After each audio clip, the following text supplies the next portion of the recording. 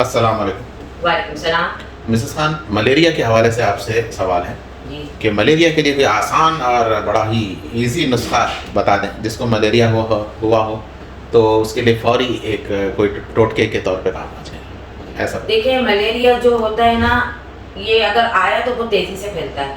तो मलेरिया के मैं खाली आपको एक ही नुस्खा बताऊंगी। सही। अगर आपकी एक ही करती है तो बहुत फायदा दिखेगा।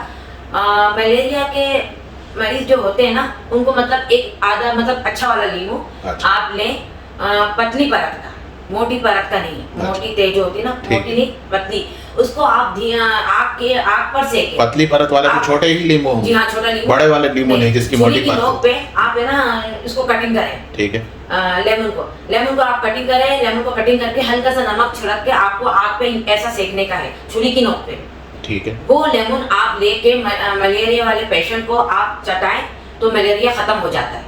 अच्छा जी। यानी कि उसको आधे लीमू को हम छुरी की नोक से जैसे उसको जी जी तवे पे रख के सेक देते हैं। नहीं, आग पे। आग पे जी। डायरेक्ट आग जी, आग पे रखना है। डायरेक्ट आग पे। जी, डायरेक्ट आग पे रखना है। अच्छा अच्छा ठीक वो है। आग पे रखना है आपको। हाँ। और ना ये इसका लेमन आपको एक खाना है। आप डॉक्टरी दवा अलग करें, हाँ। ये भी अलग करें। ये टोटका है। जी, ये एक ही टोटका है। इसके ज्यादातर मतलब लोग जानते हैं इस तरीके से करने से, तो इंशाल्लाह आपको अफाका होगा।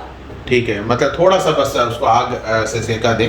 जी। उसके बाद उस पे मतलब नमक लगा के सेका दें या बाद में नहीं, नमक लगाना? लगा के सेका दें। अच्छा, नमक लगा के सेका दें और उसको चाटें। जी। पूरा खत्म करें जी, फिर नींबू चाटें।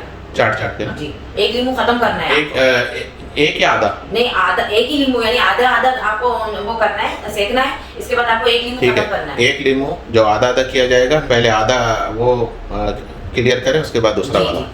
सही है, ठीक है, इससे मलेरिया इंशाल्लाह जी, जी, खत्म हो खत्म। जाएगा। ये टोटका है। सही है, शुक्रिया।